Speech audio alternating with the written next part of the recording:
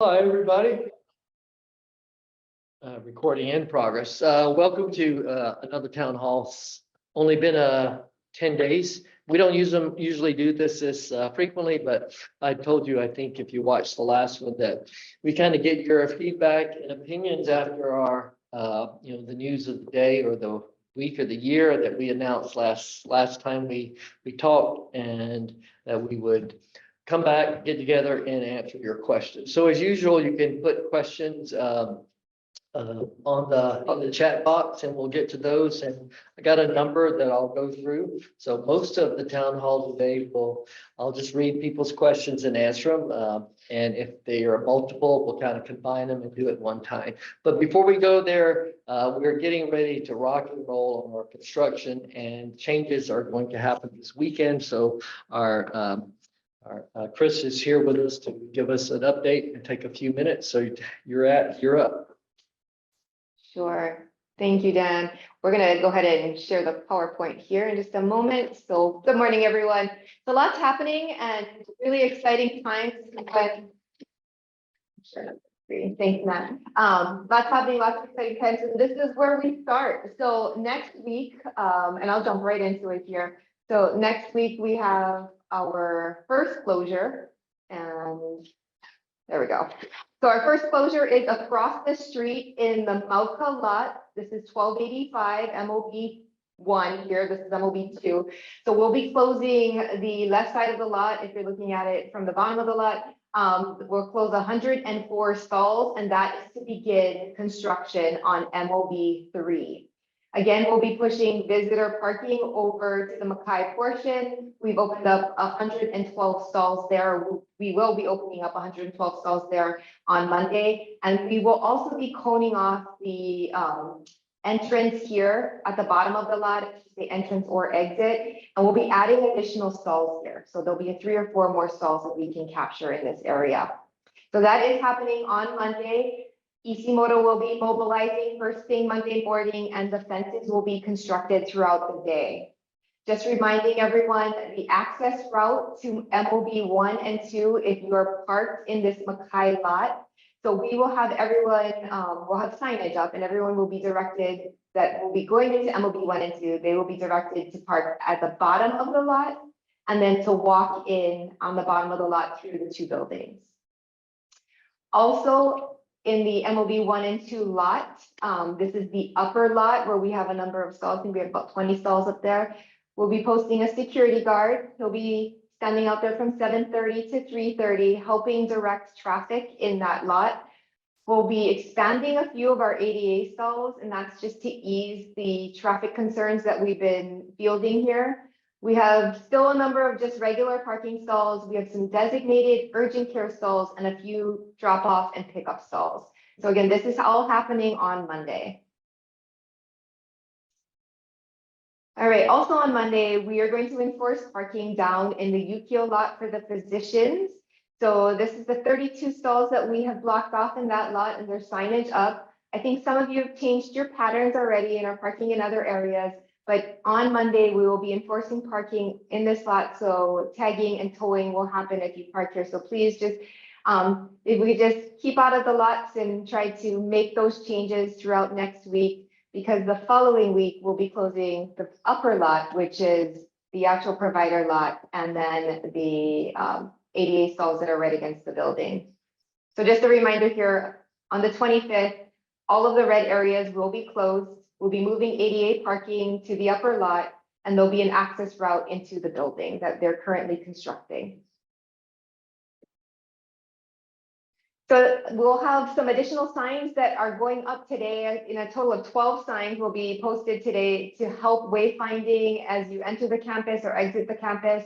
We're also creating a transportation line, and this phone number will be broadcasted on Monday. We have little cards to give out in the parking lot. So if a visitor or an employee comes and they need parking assistance, so let's say they are kind of forced almost to park into a lot because we don't have ADA parking, either in this upper lot or in the MOB 1 and 2 lots here. The security guard will be giving out these little signs, and that will call a transporter, and we'll have a transporter come out to the car and assist that patient or visitor into the building. Also updated, so thank you to Nadia, is our parking map. This will be distributed today on the intranet and through email. So we'll remind everybody where the parking areas are relocated to and where the construction zones will be located as well. So we can just give everybody some good information out there. And I believe Elena is also going to post this on our internet site and maybe on social media to give the public a good It's idea. going out to all users, right? Yeah, it's going out to all users. You have a question up there about medical office building 2. Will we have someone help direct patients from the MOB side? So I'm assuming that is the parking lot side, Andrea, and the answer is yes. We're going to have at least one person out there for the first week as we put up signs on Monday and get patients oriented to that lot. All right, that's all my updates for today. A couple of things that related to parking that we couldn't get stood up and quite in time, but we are again still looking at valet, a version of that for really, well, I won't get into the details of it, but I think will be more to come there. And the other thing is we're trying to have potentially a instead of asking the transporter to come out and just help, maybe being able to actually transport folks via a cart or a shuttle of some kind. We're working through the details there. This is going to be going on for several years. So we want to basically we're starting actually a little bit early and to just move into hopefully a smooth process for everyone. So again, just remind you all, it's not perfect. We're going to have some short-term pain for some long-term gain. And I just appreciate your guys' understanding and if best you can, good attitude. So no beating each other up in the parking lot about closest spots. Okay, so appreciate it. All right, thanks, Chris. Appreciate it. And we'll have her around and doing more updates. And our goal is the whole time we go through construction that we do a really good job keeping you guys informed as to what's going on and to progress. And so there is a question about there for on-call staff park. I'll pass that one on to Chris. I think I could answer it, but I don't want to take a chance of answering it incorrectly. So I know that's been arranged. It's wherever they're parking right now. So Chris just stuck her head in here. So where do our on-call staff park when called in? Right now, it's the same. It hasn't changed at all. Yeah, the parking for on-call staff will not change. So wherever they're parking now is where they should be able to park during the construction efforts, which I believe they're parking in a few of those stalls right outside of stairwell number 3, which is right outside the morgue entrance. Okay, and if you have any more questions, just email or call Chris. All right, good deal. So let's talk about the Benihof's, Mark and Lynn's Benihof's donation. Had a lot of questions. Well, actually, not as many as I thought, but we had a number and there were themes. So I'm just going to go through them, not any particular order. And again, if things come to mind, please put it in the chat box. So the thing that came up, and I think I got 3 or 4 questions around this, or maybe let me back up a second before I get questions. So how did we get questions? Well, some of you guys sent in your questions like we always do for town hall. So we have those.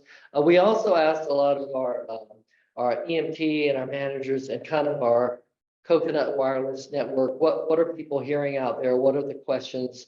Are there concerns? Because I think all of them are important that we address. And that's why I kind of suspected there are some themes. And so we'll go through it and hopefully cover all of them. But that's how we collected, I guess, feedback. So for privatization, that came up a number of times. I mentioned the first time when we met that no, we're not going to privatize with Hawaii Pacific Health or Straub because of the mutual naming of the 2 hospitals and the donation that went to Hilo Medical Center and Straub Medical Center. It's like, oh, so that means that they're going to come together. Because there was talk about us collaborating more, that was code for we're going to privatize, move out of the state system, and civil service workers are no longer going to be state employees. So the short answer, no, that's not the case. I'll repeat that. No, that's not the case.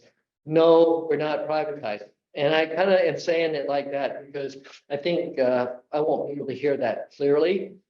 That's not our objective here.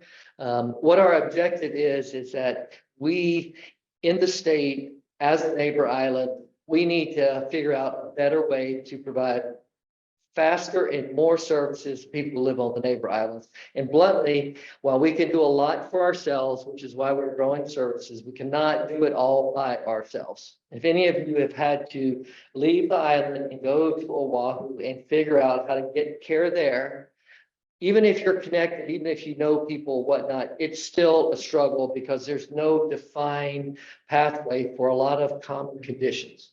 What we want to do over time is to make sure that we have a way for you, if you need care, to get it here. And if it's not enough, you have a smooth progression to get it on Oahu. And ideally, if this all works out like we hope, you can even go to a place like UCSF and get an even higher level of care. Okay, that does not mean that the two organizations become one. Okay, one of the things that this mutual donation has done is to incentivize both of our facilities to but to collaborate and do the hard work it takes to make these transitions smooth and to help each other. Okay, so that is a collaboration. That's not privatization. And I hope that's clear to folks. If people have follow-up questions, I'm not offended if you ask more detail. I don't know if 20 years from now, we're all still going to be on the state, or 10 years from now. I know there are no plans for that right now. So I hope you guys can rewatch it or whatnot, but take that one to the bank. And I hope this one lays that question to rest. Right. So that probably was the number one. So number two, I heard this from several different avenues. I think right before, a couple of weeks before the announcement came out for the donation, there was an article about the Benahals, quote, buying up land in Waimea, and that people put the two together. They went, oh, so the donation to the hospital was made because there was a great press on buying land in Waimea, so it was done to make that all better.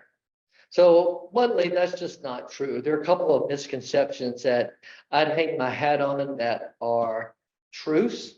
So, and honestly, if you've ever worked with me, I'm pretty objective and pragmatic, and I think facts are facts. So I'm not here to, defend any one particular person. But when we did our due diligence as a board, when we worked with Mark and Lynn, we want to make sure that they were folks that we also wanted a relationship with.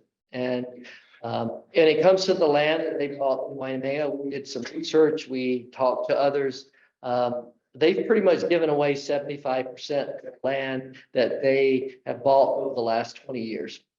Most recently, I think they gave a roughly 300 acre parcel to a nonprofit that's building affordable housing in Waimea. And if you live or know people who live in Waimea, that's not a small gift. Land in Waimea is ridiculously expensive. So that donation happened, I believe, like 6 months ago. So this donation and the whole process leading up to it has been worked on for almost 20 months. This doesn't happen overnight. The first conversation I had with the Benahals, they reached out that they were interested in potentially supporting us, was back in 2022. So the two don't go together.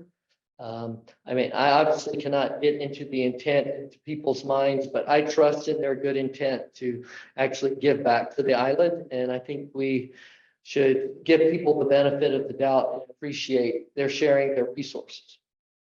So I didn't see any, I guess, truth to that or that theory. Let's see what else. Okay. The other thing, I had some questions about communication, so I guess if I kind of frame the communication question was, hey, why didn't you know about any of this? all of a sudden, it was just like, bam, everybody got this announcement. You know, some of our leaders go, well, no one told me and my staff are asked any questions. Why didn't you tell me about it? Why didn't we have any say in this? So the short answer, or maybe the medium long answer, is that these types of arrangements and decisions they're pretty complex. Often they're confidential because you don't know if things are going to happen, and when people have discussions, they're not for the general public and all the issues that can potentially come with that.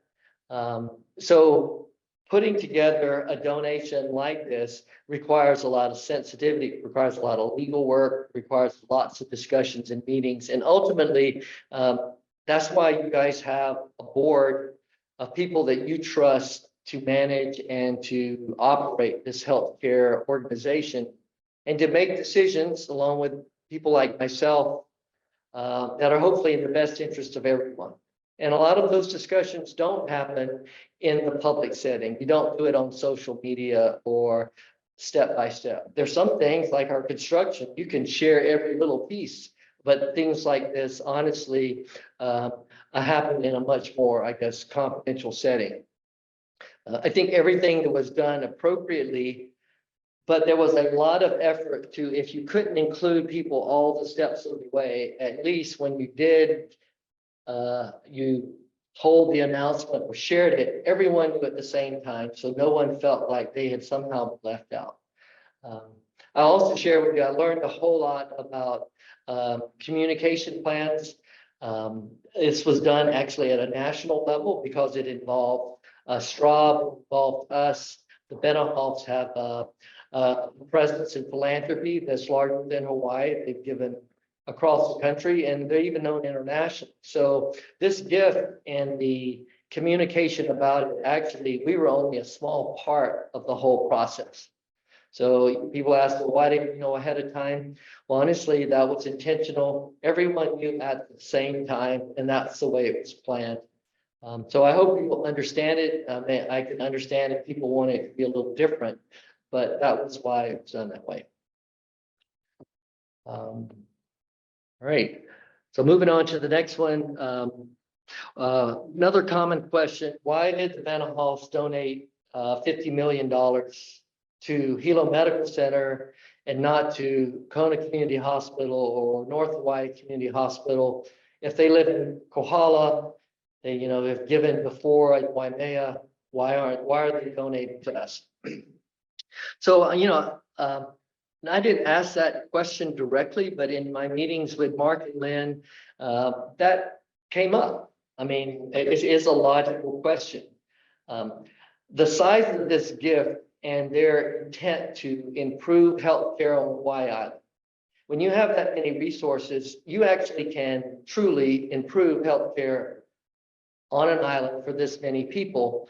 But most individuals like this expect their money and their resources to be used wisely, to deliver on the investment, and they want to make sure that the organization they give to has the scope and the infrastructure to actually deliver on the improvements. That doesn't mean that we're all big deal and perfect, but we've had quite a bit of experience with developing services, with providing care, you know, at a pretty significant scale. And every one of you, I believe, do an excellent job. The quality of our organization, thanks to all of your work, has gotten, people have noticed. So I believe we got the donation because we can deliver on the promise of this money to make things better for the whole island, not just for East Hawaii. That's why we got it. So feel good about that. That also gives us a lot of responsibility to deliver and be good stewards of the gift, and we will.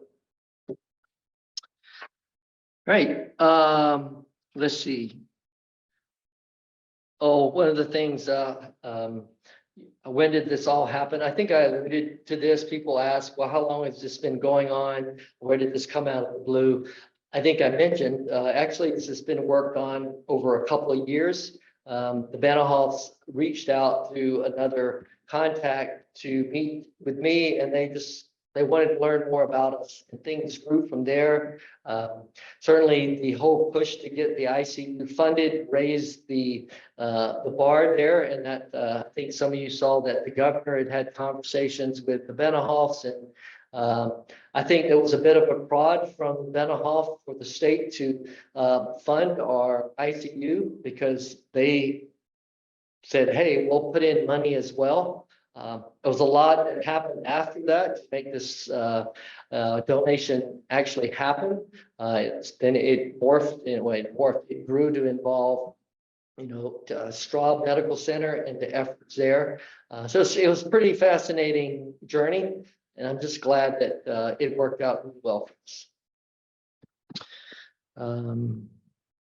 There was a question about the cost to rebrand the hospital. Some people said, oh, it's going to cost $1 million to rebrand the hospital, Hilo Benahoff Medical Center from Hilo Medical Center. It won't. Short answer. We probably will spend $50,000-$100,000 over time to change our forms, to put up signs, to transition where, we have our name on lots of things, that the more obvious things are changed immediately, and then other things change over time. For example, everybody's jacket's got Hilo Medical Center jackets. It's not like you can't wear those anymore. But if we buy another hospital week gift, our logo will have Hilo Benahoff Medical Center on it. So there is an expense, but it's nowhere near $1 million. And even if it was $1 million, a $50 million gift, it's worth spending $1 million to change the name. So just saying. I think we have a question up there. Let's see. Will we have a new symbol icon? And so will it be created in time to be on our hospital gift later this year? The Anthurium and Hilo Medical Center, I think our thinking right now is it just says Hilo Benahoff Medical Center. So instead of it inserts the word, and the general logo would say the same. There was no ask to change our Anthurium, which we've used for years.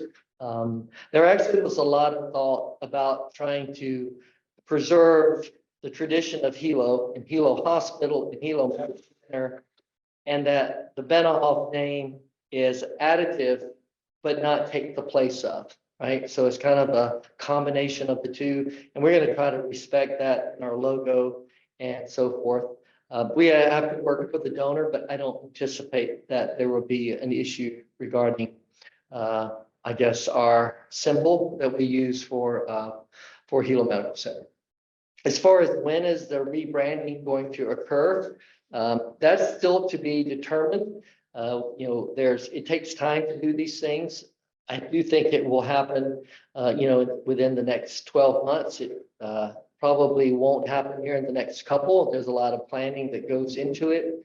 The signage on the expansion certainly will reflect the name of the new hospital. Our thinking right now is to probably put it where the addition and the main and the original hospital connect. That's kind of like right in the middle.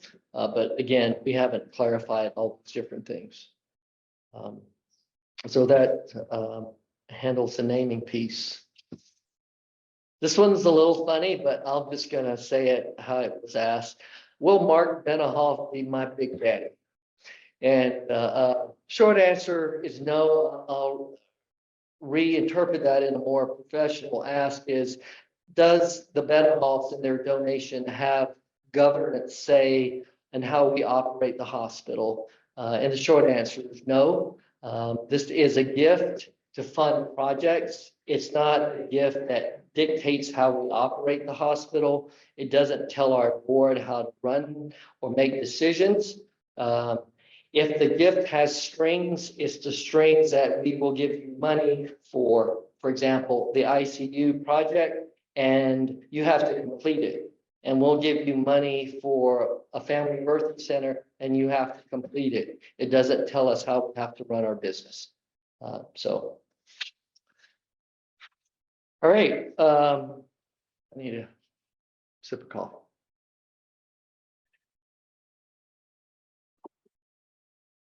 Just to take a break from the donation questions, any updates on hazard pay? I covered that last time. I think I've covered that in the last 4 or 5 town halls, and the short answer is no. There's a much more detailed response from me on the state of hazard pay and the whole thinking behind it, I believe at the last town hall, and that's on YouTube. So if you want to watch that, you can get a full brief on it. But I know that's a question on people's minds, but I think I gave a pretty good or pretty thorough answer on our last town hall. Okay.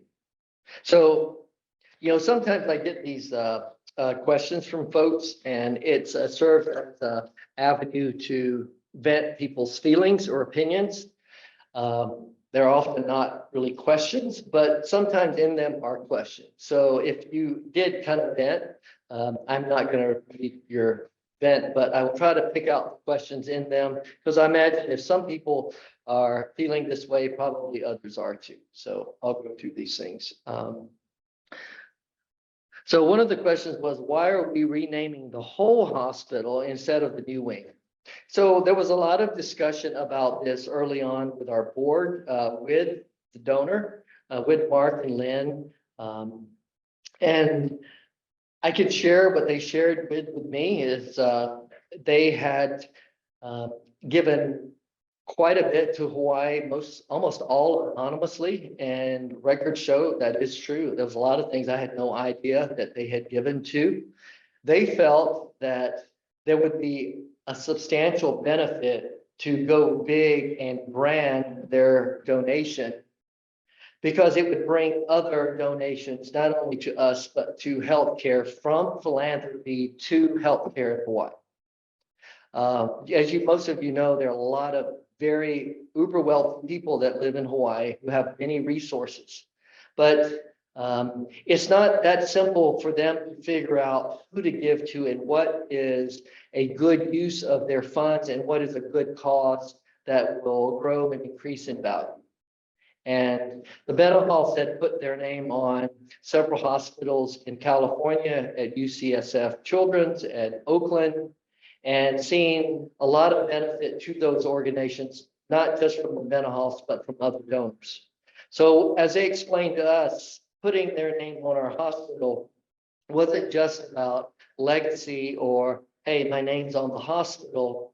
It's also about opening up avenues for us as healthcare organizations for other philanthropy, right? And I can respect that. I honestly can respect if people give a big gift and they do want their name on it. The vast majority of big dollar donations to entities have the name of the donors, the Weinberg, the Scheidlers. I just was at the San Diego Zoo. If you walk around the San Diego Zoo, I don't think there's one thing in the whole place that's not named for a donor. That's the nature of philanthropy, and I think that's why they wanted their name on the hospital and not on just the wing. But I will share with you, there was lots of discussion amongst our board and others about that decision, and it wasn't arrived at lightly. So good question. I'm sure you weren't the only person who's asked that. There were a couple of questions, a little break from donation regarding, I'll just read the parts I can read here. We should be incentivizing personal improvement throughout the organization. People with higher degrees should get paid more. There should be a clinical ladder, monetary incentive to better ourselves. I think I understand where people are going with this. You want to reward people who put in initiative and make themselves honestly where they can do more. I will also tell you, we're in a tightly structured system. Many of you enjoy being civil servants. You like the protections that offer, but it also comes with a very tight structure about what you can and can't do related to compensation, related to steps and moving up ladders. It's not as free moving as some types of organizations. We can't just say, hey, let's do this clinical ladder and we'll pay Susie over here more because she has a master's and Johnny over here because he's stepped up and is doing X, Y, and Z. That is a process that's much more complicated. Sometimes that's a bit frustrating for individuals. Sometimes it works in their interest because it does ensure that people are more, I guess, treated more consistently, and there's not a lot of variation among individuals. You can have your philosophy if that's a good thing or a bad thing, but the reality is we have a tight structure between our public unions and between our civil service rules that make these types of things a little harder to do. But I figured I'd just answer that question straight up. Why are the prices of food items sold in the Ohana Cafe increased exponentially? I will tell you, they haven't increased exponentially. Exponentially means like this. They have gone up, but they've gone up in sync with what you're seeing in grocery stores. I'm with you. I think I bet groceries cost, it seems like half again more than they did 3 or 4 years ago. The food costs for our Ohana Cafe have gone up the same. And while we're not trying to make a buck off of our employees, we have to keep track with what food really costs and kind of maintain that 15% discount you get, but we can't let it grow too much because honestly, we have to be good stewards of taxpayer money. So yes, food costs have gone up. We try to improve services though in the Ohana Cafe so you get more value for your money. The grab and goes, the quality and the taste of the food. I think our guys, Ryan and Joseph have done a great job improving, I think, the quality and the taste of the food. So hopefully we feel like we get some more value, but most of the costs have just been driven up because food is just more expensive. There was a question about working remotely. It seems there's always network connection issues and low storage issues. Since there are a lot more remote workers, will there be improvements? I know because I got a briefing on it a couple of days ago. We have a team that's working on an improvement project, primarily in the finance area, because that's where most of our remote workers are, to improve the remote working experience.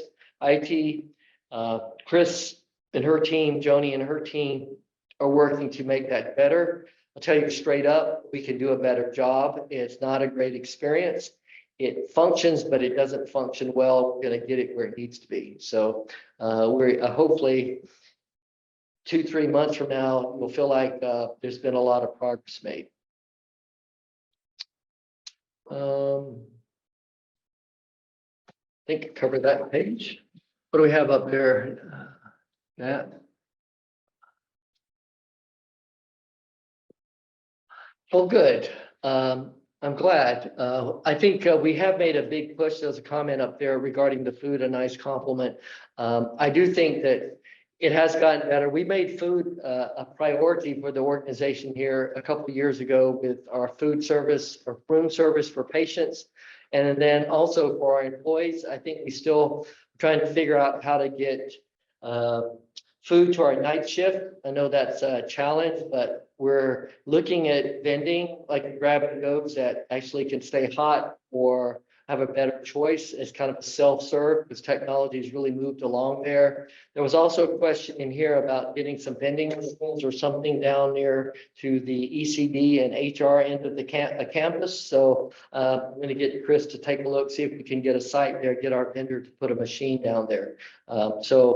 We'll keep working at it. Hopefully it will consistently get better. I think you guys heard that we're doing a new hotline. The hotline is where you get, the food service and you can order hot entrees. The infrastructure there, it's been there quite a while. So we've been closed, but hopefully you'll have a whole nice new area. And I think the big plan the last couple of months has been self-serve ice cream. It's going like gangbusters. And I love it. And I think they got 3 flavors now. I think they brought in chocolate. So that's been a big win for everyone. So keep bringing back your suggestions and hopefully we can do some of them. Real good question about urgent care, that we could do a better job with signage, that it's a service that a lot of people are interested in and asking about. They'll come to the emergency room and are thinking that urgent care is by the ED. We think maybe our banner could be a little misleading. There are different things we can do with signage. So whoever wrote that comment, I think it was a good one, and we're going to see if we can get that service more visible and available to our community. Let's see. If the Benahall company, which is Salesforce, that's the company that Mark started, goes bankrupt in the next 5 years, are we guaranteed donation since it's supposed to be given in increments over 5 years? So the short answer is yes. Our donation came from the Benahall Mark and Lynn's Foundation. That's money that is separate from Salesforce, the company. By the way, there's a prohibition from us, for example, naming our business or our organization after a business. So we couldn't be like, I don't know, Channel One, Civic Center or something. I can't remember the ones that, what are those basketball arenas that, oh, I'm having a brain fart here, but for, it's really got in vogue for, like big arenas, McNichols Arena to get named for, I don't know, Qualcomm Stadium or something. We aren't able to do that, but we are able to have donations from private individuals. So the answer about would the money be there, unless there are issues with the personal resources of the foundation, which given the size of it, I think is highly doubtful. Regardless of Salesforce's performance, our donation, I think we can count on. So good question there. Patients and visitors are always asking for a bus stop. Is it possible to have a bus stop sign by pedestrians, by the pedestrian crossing across the parking lot? So where the bus stop kiosk, maybe that's not, or the covered area, the county moved that because I believe their plan is to have another bus stop further up the road. And we had some concerns, and we've expressed that to the county why they took that down. And why they didn't get the other one up first before they took it down, but I'm sure they had their reasons. We have ordered a special bench to go there so people aren't sitting on the concrete on the ground. That bench where people can't lay on to sleep, but at least they'll have a place to sleep. Excuse me, to sleep. And Alaska Herd, it should be here in a few weeks. We're not going to build a covered area. It really isn't our property, it's the county's, but you're not, probably had 20 people ask me that. We also, again, more questions on crosswalks and so forth. I've answered that in other town halls. Again, the county manages the crosswalks for and road safety. So we don't have autonomy to just put in another crosswalk or put in speed bumps. We have talked to the county. They tell me, understandably, we have 2 flagged and lighted official crosswalks within like 75 yards of each other. It would be somewhat difficult and too slowing for traffic to add yet another. We've talked to them about putting these tabletop speed bumps and others that slow folks down. There's some concern because they already slow traffic. So I'll just say what we said last time. Use the crosswalks. They're safe. If you jaywalk, you're doing that at your own risk. And if you do, look both ways. But I would encourage you to use the official crossing. They're certainly safer. And we'll continue to work with the county here. The release states that there will be a neurosurgical program. What will this look like? Will there be a neuro ICU with this? It's a good question. And I'm glad someone asked it. It gives me a chance to explain some of it. But bottom line is we are not looking to establish what I would call a full service neurosurgical program like you would find at a tertiary center. If you need major brain surgery, if you're in an accident where you need a couple of years of rehab, neuro ICU, you're there. I mean, those things can be so involved. we don't have the resources nor the population to support that type of service. It wouldn't be a good use of resources. What we have today is almost nothing except transfer. And what I just described at like a Straub or Queens is way more than makes sense. And what we're going to try to figure out is how to have something in the middle where if you have a big brain bleed or you hit your head, we can stabilize you enough that in the 6 hours or day it takes to get you to Oahu, you don't die. And you don't get deficit that are so severe that you won't be able to recover from, which often, unfortunately, is the case today. So what type of emergent neurosurgical service or neurosurgical service light that we can have here that kind of finds that middle ground, I think would be a huge improvement for the island, would save lives, but not take up more resources, nor get us involved in a program we couldn't really do well. Those types of things, those full neurosurgical services need to be at a tertiary or quaternary center, and we're not that. We just don't have the population or the resources. So part of the Benehoff donation is to help us build that kind of Goldilocks amount of neurosurgical service for the whole island. All right. More to come on that too, by the way. As we start to develop it more, we'll share more as we explore how best to do this. I think, my goodness, I might almost be done. And one last, there's a comment. Thanks for sharing us, and you're welcome. I'm sure it's just my computer, but the sound and video for the town hall last week and today has been very glitchy. We have like 300 people on. Please chat and just kind of tell us if your sound and video is okay, so we'll know if it isn't just one individual's computer or if it's a system issue, because I really hope it's not. That can be very annoying. Last question, and this is a bit of a sensitive one, but I know it's come up, and I think it's worth just putting out there. I think, and I addressed some of it in earlier questions, but basically it says that the donation, I'll just read it. The donation is monumental for the community. Will greatly help expand services from the community. Donating, though, should come from the heart without strings attached.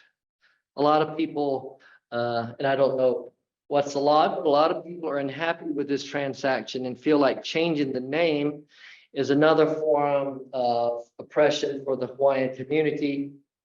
Has anyone had conversations or consulted with leaders of the Hawaiian community? I think it's a fair question. I will tell you, there's a lot of discussion about that with the board, amongst the board. There was conversations about that with the donors, because that was absolutely not their intent to take from the community, but was to give to the community. And I know names are important. I kind of went over the donors' rationale, which I trust. I believe that that is their true intent, to be able to bring more resources to the hospital by putting their name on it, by branding it, and that it would bring more value. I can also understand, well, folks would go, well, did we sell our name, right? So those are legitimate things. I think a lot of life is weighing the pros and the cons, and I respect how people may not feel comfortable with the idea. But I think our board, myself and others, we look at what's our mission. Our mission here is to provide the best possible health care for our family, friends, and neighbors. And we cannot do that without resources. And if this gift came and gives us the ability to do more and to meet that mission, and we believe is well intended, we think the benefits of branding the hospital with the Benehoffs are worth any possible downsides. And it's not perfect, and I can understand why people would be sensitive to this. The question was, did we consult? with specific leaders of the Hawaiian community. We didn't, but there are a number of members of our board who have ties and are part of our larger community. And they took that question quite seriously. So it was thought about, it was discussed, it was debated. I'd say, also tell you, it was the thing that was talked about the most. But the decision was unanimous that our mission is to do better healthcare for all of us. And this was a good thing to do. So I appreciate the comments and I respect them. And I appreciate all your time today. So thank you again for all that you do. We'll talk again in a few weeks, keep you updated on construction. Aloha. Have a great day.